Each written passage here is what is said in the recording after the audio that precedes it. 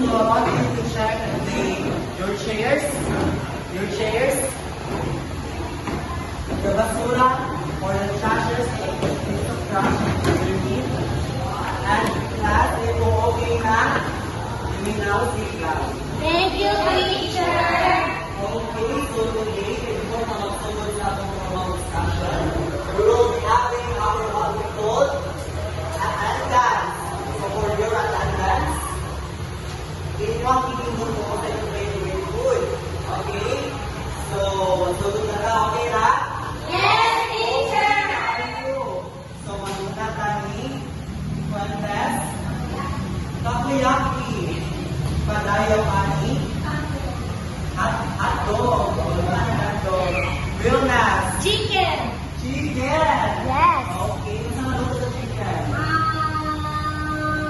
Fried chicken. Fried chicken. Sunod, mortalio. Spaghetti. Spaghetti, wow! Beer.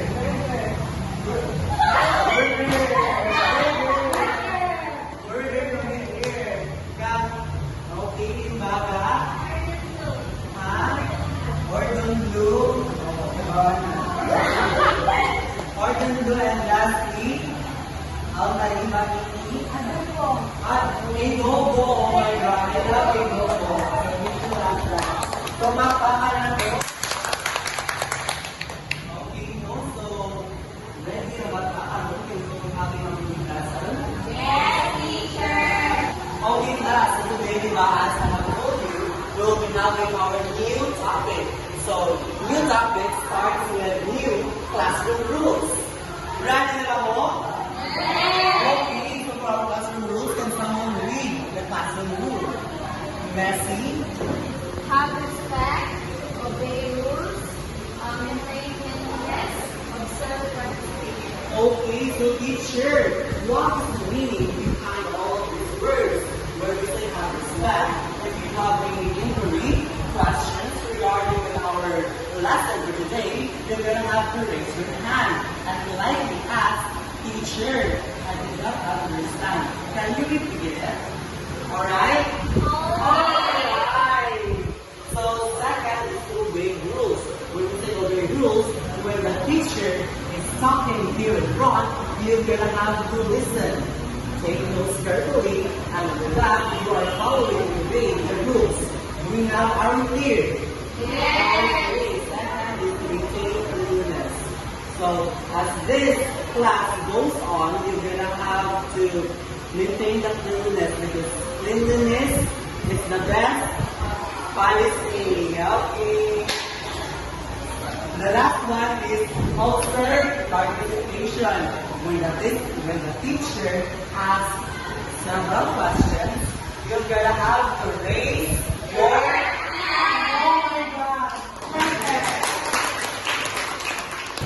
So class, I have instructed you that you need to bring your paper so that me as your teacher will give you a stamp, and this stamp will serve as your first participation, and then you can give it to your parents so that they will know that you are participating in my class.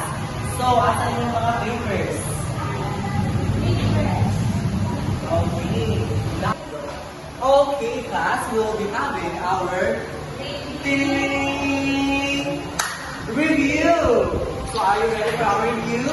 Yes. Okay, so for our review yesterday, we have talked about the different states So, can someone tell me one state of matter and explain what you have remembered of its definition? Can someone give me their answers? Yes, teacher.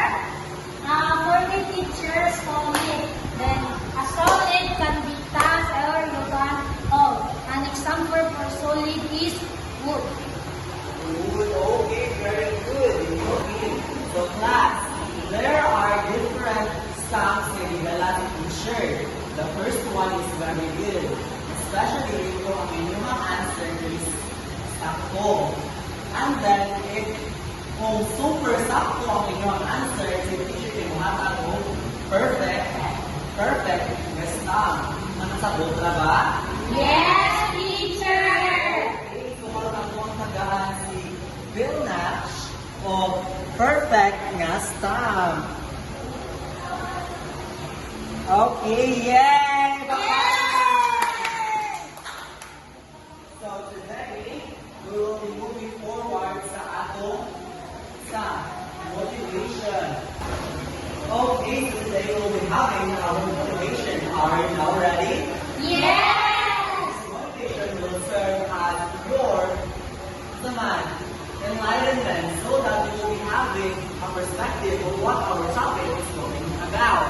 So first, the teacher will give or will flash some pictures. And then all you need to do was to identify if the picture is completely combined, you gotta have to clap once. Okay, basta makita mo picture na combined or even mix, clap once. So, kasi button? Not a one. If kung ang mixture or ang picture na makita ni picture kay di mix with muklap o paduha. 1, 2. So, nakasabot ka? Yes. Okay, so magsulog na ta. So, ang first picture, sandwich. Oh my God, mga ka-clap. Or, ano siya? Not mixed well. So, not mixed well. Second picture, juice. One plus, and ano? Mix. Ang yakang mix. Wala kayo nakita ng mga laing substance. Okay? So, mga tulungan picture. Milky. Isang milky. Ang doang clap. Wala ka na na. Ang pearl, very good. Pakpakan na ba? Pangkat. Salad. Okay, ano mo balik ang clap na to? Kaya wala siya na mix. Makita kayo ang mga big parts sa salad, sa vegetable. Pangkalima, tea. Kaya sa cup.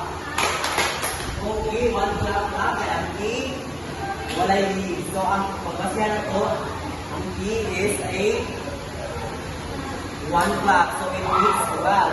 So, now, class, did you know that when we mix different substances, it could create a new one?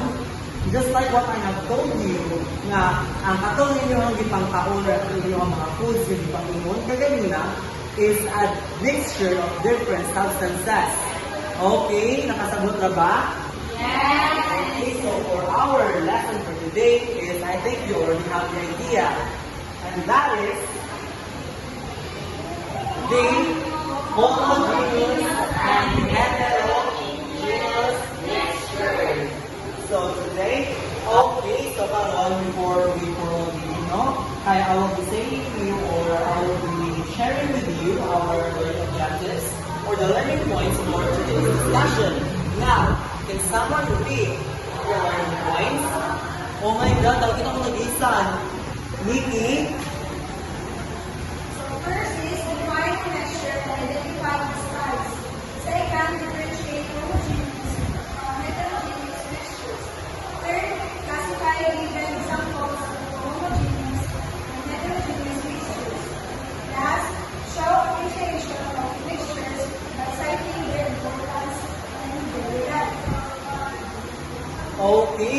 class, ang katupat was classified into four, reciting our cognitive, values, and affective. That is why nakatayo pa the learning points and objectives today, because by the end of this lesson, you will achieve and attain all these knowledges. Alright? Alright! Bakbakan na to si Nikki, taga na to siya durian clap. You know say durian clap? No. Like what? Like that. Durian clap, like you cannot clap because you have durian in between. Like, taga siya durian clap. 1, 2, 3. Oh my God, perfect. Okay, so today we will be defining some important features so that we can mag-lisod later on. Alright, so we will be having our set of words na kanalisod sa tutol. So for homogeneous, there are 5 words that is needed to be elaborated by me. Okay, so the first one is uniform. When we say uniform, all parts can feel for you the same. Okay? That is uniform. Like that, you have uniform. So you all look the same. So, second, consistent. When we say consistent, a mixture has no differences and can be seen as an even mixture. Dapat consistent yung iyahang form. Okay. For the third is evenly distributed. So, no substances are spread out, but rather it was equally distributed. Fourth is the solution. Solution is a type of homogeneous mixture when one substance dissolved in another. So that is a solution. So when we say solution, the solution is water. Okay, that is the solution, water. And lastly is pure looking. When we say pure looking, it creates a picture that it appears as a single or one substance when we see it. Diba? So second is the homogeneous mixture. So the first word was mixed. Parts are combined but not the same everywhere. Like it was combined but makita pa yung mga parts. Okay? So uneven. When we say uneven, substances are not equally spread or not equally distributed. Third is visible part. Visible part, you can see that the mixed substances are different from each other. That is visible parts. Fourth is the combination. When we say combination, it is a combination of one or more substances that is stayed separated. Okay? Okay. Lastly is chunky. When we say chunky, it has its chunky. Chunky. When we say chunky, it has different pieces and layers, and they look and they are different to each other. And those are the vocabulary words for today, because later on, you will encounter these words and you might tend to ask questions in regard to this. So today, we'll be moving towards our exciting part. Exciting part! Okay, so for our exciting part, this is what we call an activity. When we say activity, the teacher will be showing you a 5-minute video discussion and presentation. And that video discussion and presentation would talk about homogeneous, heterogeneous, their differences, and what is the definition of a mixture. Third is I will be asking you to create a group, and a group is consists of 3 members. Okay, and that 3 members. So after viewing the video presentation, I want you to make a Venn diagram. A Venn diagram should show that. Okay. So So I want you to create a Venn diagram. Teacher, unsa ang Venn diagram? When we say Venn diagram, it is a two circle, one circle here, and one circle here will be put together. So teacher, unsa tayo mong ibutang teacher, no? So the alley will be the homogeneous. Okay, so for this part or the right part of your paper, you're gonna have to write the heterogeneous.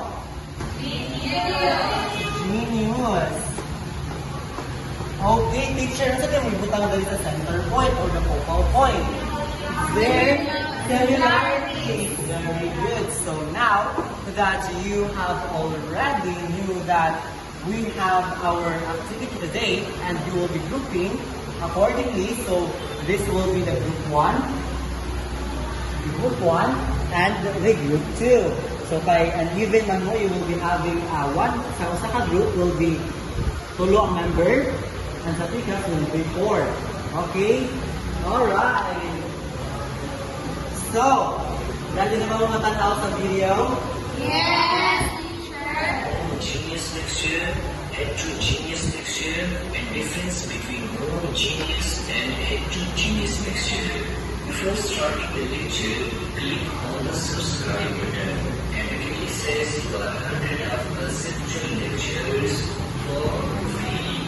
Firstly, let me teach you the concept of mixture. Well, when two or more substances combine together physically, it is known as a mixture. For example, when sugar plus water is combined together, we get a mixture.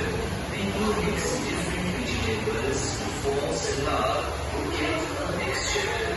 Similarly, when you put small pebbles or sand into water, you get a mixture. Just remember that when two or more substances combine together physically, we get a mixture.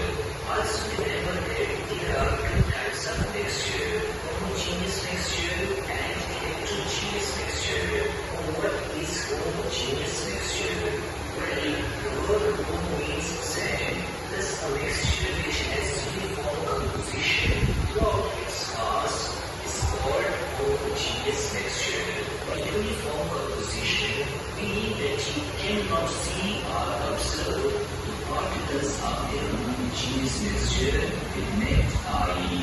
The example of homogeneous mixture is when you mix table salt plus water, you get a homogeneous mixture.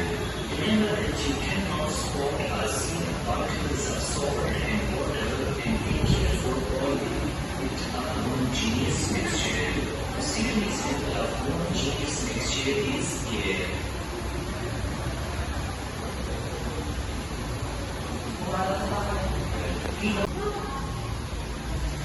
Okay, class. So, di ba, it's so enlightening that even though wala pa tayo formally review sa discussion, you already have the idea of how to topic, correct? So, karon, I want you to form a circle. Okay, I want you to form a circle. And then, in that circle, na yung magrupo. Okay, so that you can begin making your Venn diagram. And after your Venn diagram, you will be answering some of the questions for the analysis for the guide question, so that to further elaborate or to further test, you already have a prior knowledge in regards with our discussion. So now, this will be your paper. This will be your paper. And now, so for your guide question, the teacher they will be flashing here the question. So there are 5 questions. Alright? And then the 5 questions will be answered in your paper.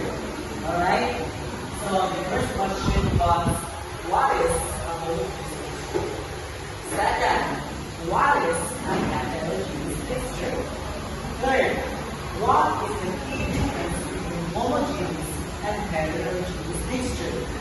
Fourth, can a mixture be both homogeneous and heterogeneous at the same time?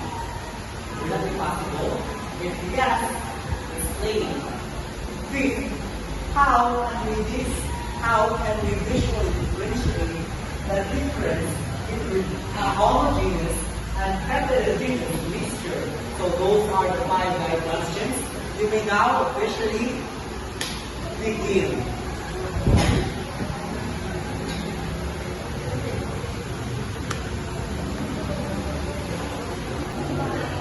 Okay, so while the book uploads, the teacher will be roaming around to see if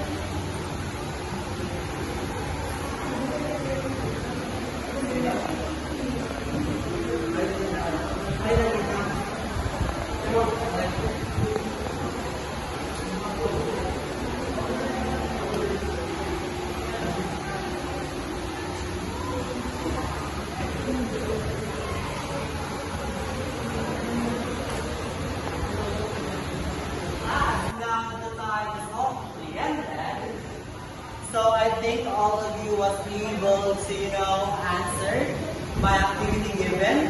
Okay? So I want you to comply all of those answer sheets in front ni Paz and Larika, and we will be having a further deliberation of this topic.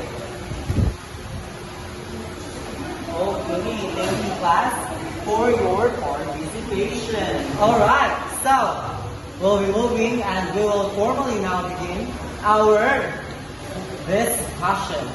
So there were no more video presentations because your teacher will further deliberate the discussion. Alright, so let us first define what is a mixture. So teacher, what's a mixture? So before we use a teacher what's a mixture, Honey, can you tell me or can you read what is a mixture? A mixture is a physical combination of 2 or more substances. So, please, pakpakan si Honey. Very good. So, may nakatubag or may sunod si Honey na siya ay very good stand. Very good, Honey. So, karon, we will be chopping down or narrowing down the mixture. When we say mixture down, it is a physical or chemical combination of 2 substances. So, teacher, we're going to put some yeah. So, karon, kung wala si teacher, init na tubig or hot water, o kung add ni teacher o milk. Unsay gawas? Gatas. Okay, gatas. So kung ang gatas, duha ka mixture gisagon, unsay tawag niya? Mixture. Very good, Papa. So, kung mangutana si teacher, kung milk powder ang ni teacher, milk powder, would it be considered as a mixture or not? No. So when we say a powder or a milk powder, we cannot say that it is physically combined. Kay wala kasi ay soya. So in very good theory na So, nakasabot na ba? Yes, very good. So, karon that we have already defined what is a mixture. So, teacher, nabay dahil yung mixture teacher. So, mukha na si teacher. Mga gulay na ha, itong i-mix ha. Kung what if, mukha na si teacher. Talong. Kalabasa. Plus. Okra. Okay, class. So, when we say talong plus kalabasa plus okra, unsay tubag? Utan! Utan? Hindi siya utan. But, mixture. Dito siya ba yung pupo? So, mixture siya. So, karon that nakahibaw na mo kung unsay differences nila, we will be now moving forward. Okay? So, naroon na tatay, no? So, we will be moving forward sa homogeneous. So, teacher, bago ko mag-duo ng homogeneous teacher, huwag ko kaibawan sa nagsiya. So, unsa di ako ang keyword? Okay? So, can someone read? Can someone read? Okay, lain na sad. Leonie? Basahan lang yun, Leonie. A mixture where the components are uniformly distributed and the mixture appears the same throughout. So, very good. So, pakpakan na to si Yuni. Pakpakan! So, si Yuni will be getting a very good stamp. Yay! Yay, very good. So, teacher, ato ang tunga uno, kay when we say homo, atong keyword will be homo.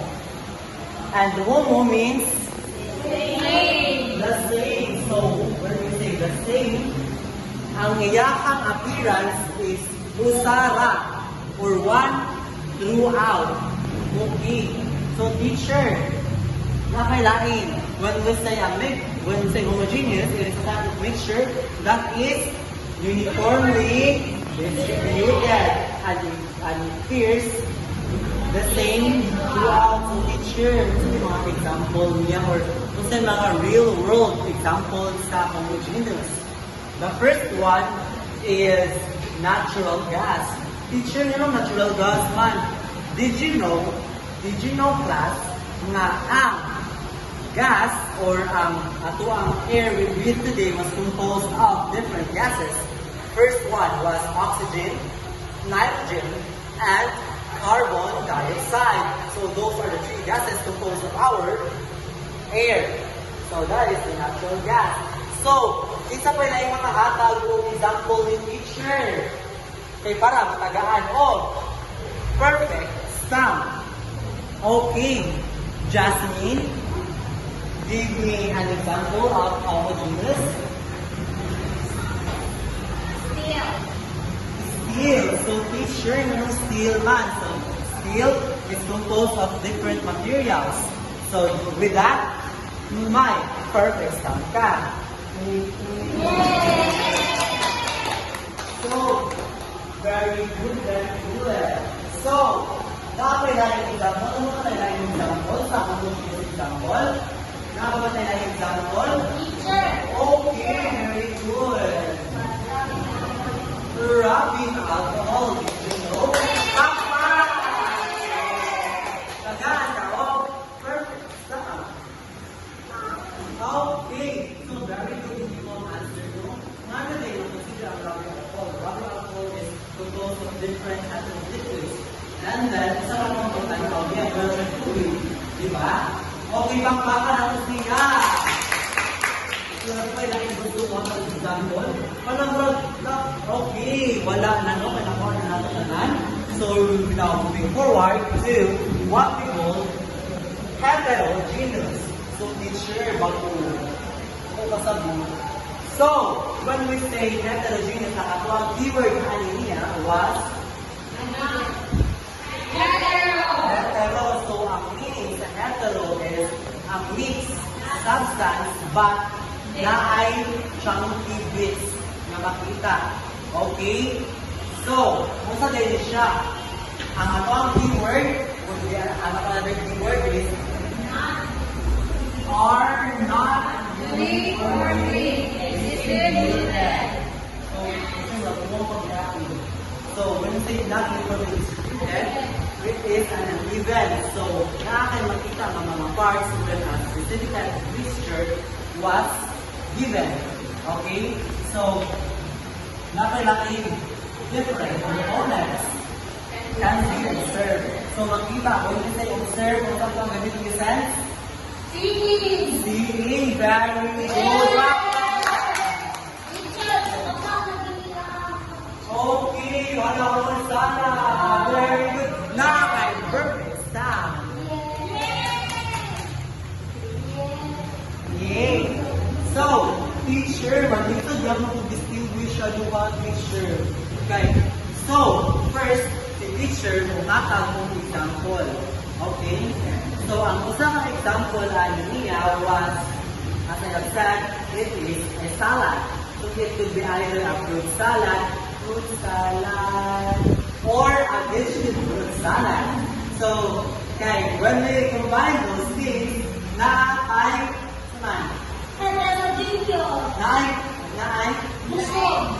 ay lain na parts. Okay, very good. So, mangutana si teacher na sa dulo sa daring na part. Kung saan may lain example na so, ano na example here sa heterogeneous? Halo-halo. Halo-halo. Wow! Nakay perfect style. Hari lang daw, atong nagwahon. Yay! Yay! So, nakakabaylaing mo hatag? Nakakabaylaing mo hatag? Really go eat Pizza. pizza. Very good. Yay! Pizza. Yay! So, ano daw yung nag-gathering means ang pizza? Kaya ang pizza is a circle in which ang circle or ang zone niya ay naapay mga toppings. So that is why it was considered as heterogeneous. Very good. Okay, class. So, di ba sa mga activity na ganyan na ay we have talked about the similarities of the two mixtures. So, teacher, what's the similarity? So, ang first similarity would be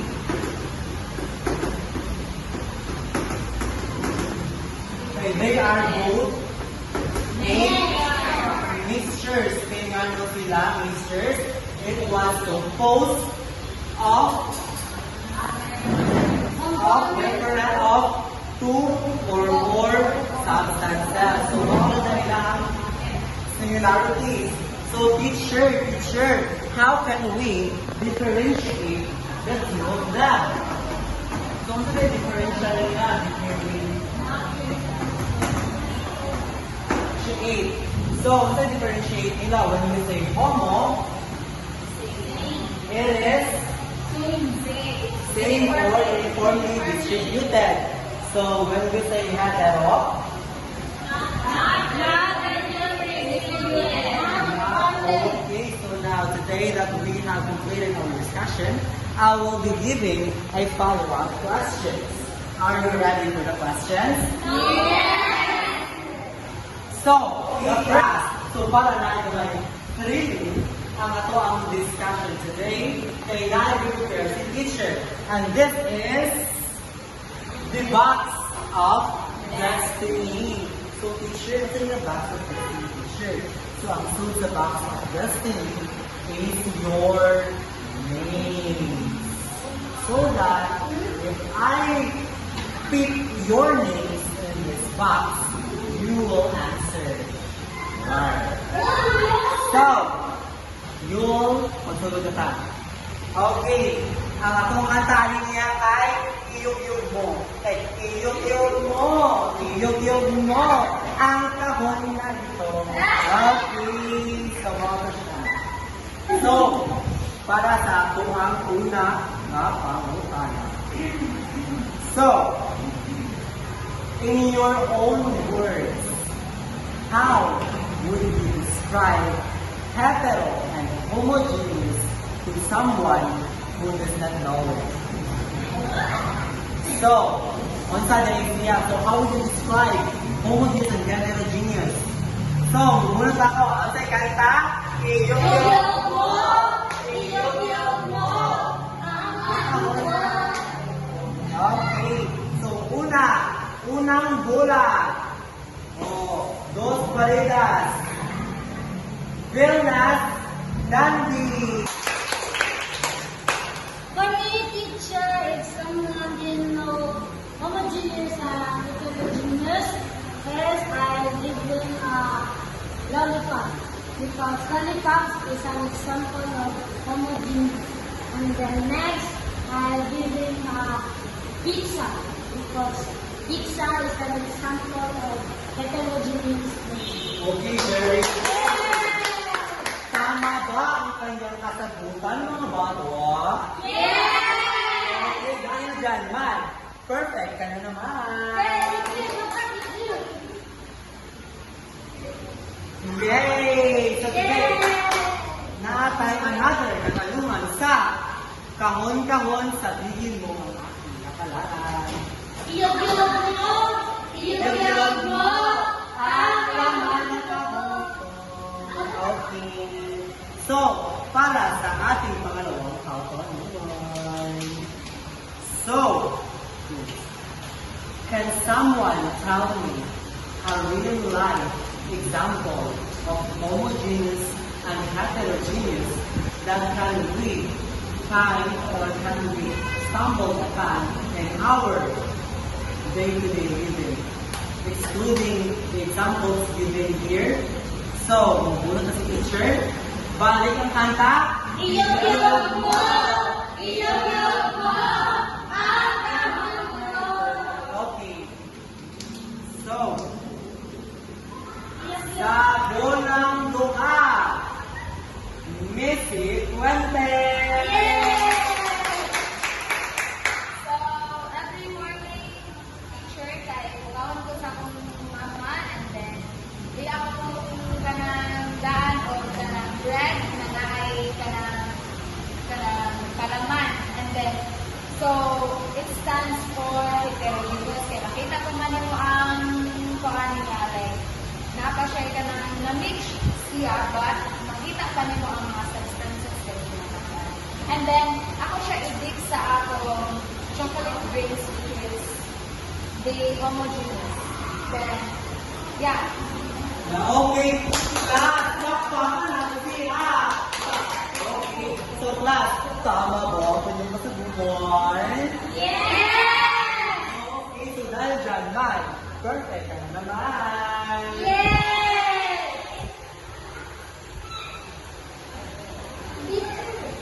So, for my last question, sa kahon ng kapalan o box of destiny, Iyog-iyog mo! Iyog-iyog mo! Ang kahon mo! nayug-yug ko na ang kahon na ito. So, karon, my question is, there is a specific mixture, the sand and water. How can you separate the mixture and what method would you do? So, music, kanta. Iyog-iyog mo! Iyog-iyog mo! Ang kahon mo! Okay. So, ang last bunot sa last walida sa Sweltless. Iyog-iyog mo! Ang pangalan niya nakuha, ikaw ay papasok sa top 4. Jasmine Portalio. Yay! So, the last question is, I will use the piece of cloth to separate the sand and water. Okay, so follow-up question. What type of mixture is sand and water? Heterogeneous. Heterogeneous is correct!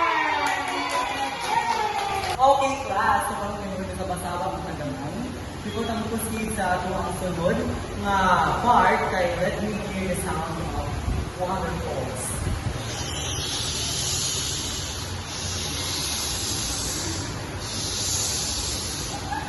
Very good. Okay.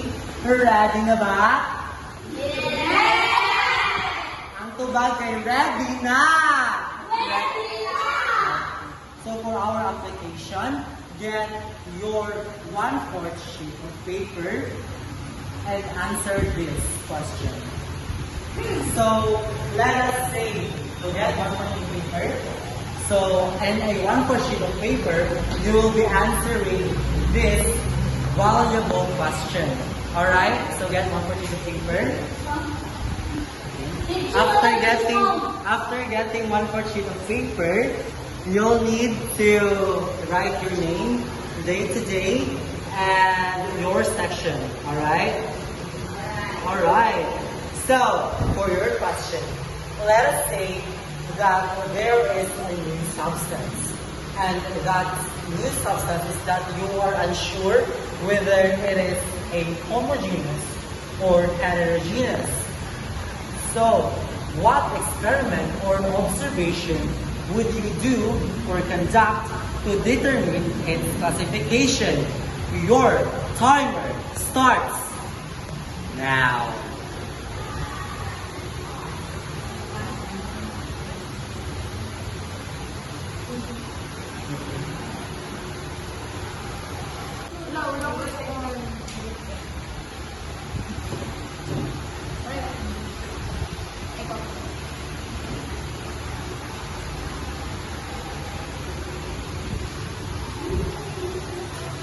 Okay, class, your time is over.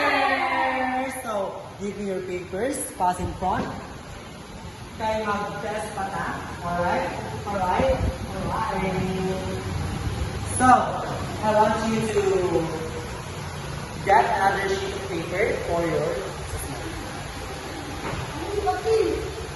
Uy, bagay! Buang! Dili siya eh. O, dayan lang. Wala na ako naka... Inibig-iniguan na eh. Okay. Anytime. Position.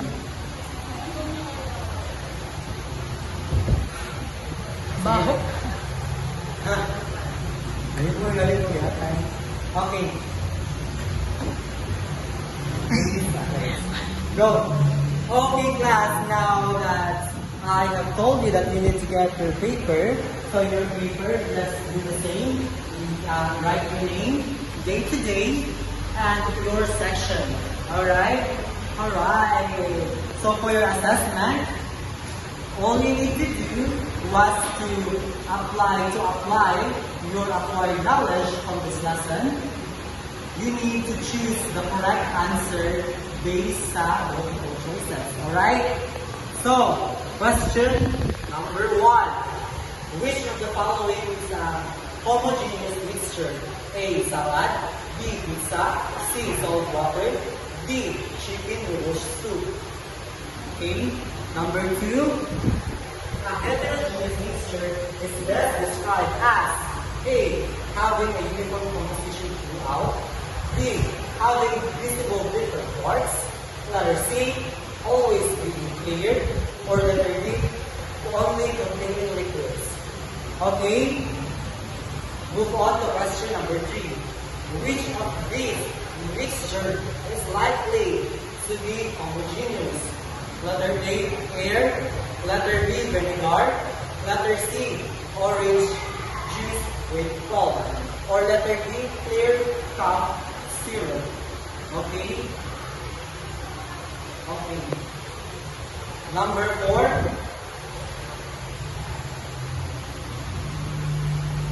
Number 4. Identify homogeneous mixture from the following. Letter A. Muddy water. Letter B. Vegetable soup. Letter C. A cup of strong coffee. Or letter D. Chocolate chip cookie. Okay. Done? Done. For the last number, which of the following statements is true about homogeneous mixtures? Letter A, components are easily visible. Letter B, they have a uniform appearance and composition. Letter C, they always equal upon standing. Or letter D, they can only be made of solid. So now, I will be the one who will check that. Pass that in front. Okay, thank you for cooperation, class. So I will be just giving some takeaways. Okay, so I will be just giving some takeaways. When we say mixture, it is a combination of two or more substances. When we say homogeneous, it is a type of mixture that is same all the way. And lastly, when we say heterogeneous, it has visible parts. So now that you have knew that the three parts, before we go home, I will be giving you some assignment that will be passed on to next meeting. So for your assignment, direction, read the questions. So on your assignment notebook, read the question carefully and answer the given questions. Alright? So answer tayo to what? So teacher has mga question. So the first question is explain in your own words the main difference between homogeneous and heterogeneous mixtures. Second is give two examples of each type of mixtures from your daily life and describe how you can tell them apart. Okay? So, and with that, happy ba rin yun sa inyong assignment ko mga questions? Yes! So, now that you have already covered the questions, I, your teacher, will conclude the class for today. So, can we all rise and this is how we have our prayer. So, our prayer reader kagahina kay si Donash. Ready to pray, classmates? Yes, we are ready to pray. The Father, the Son, the Holy Spirit. Our Father who art in heaven, hallowed be thy name, thy kingdom come, thy will be done. On earth as it is in heaven, give us this day our daily bread, and forgive us our trespasses, as we forgive those who trespass against us, and lead us not into temptation, but deliver us from evil. Amen. Father, Son, and Holy Spirit. Amen. And with that, class, goodbye and thank you.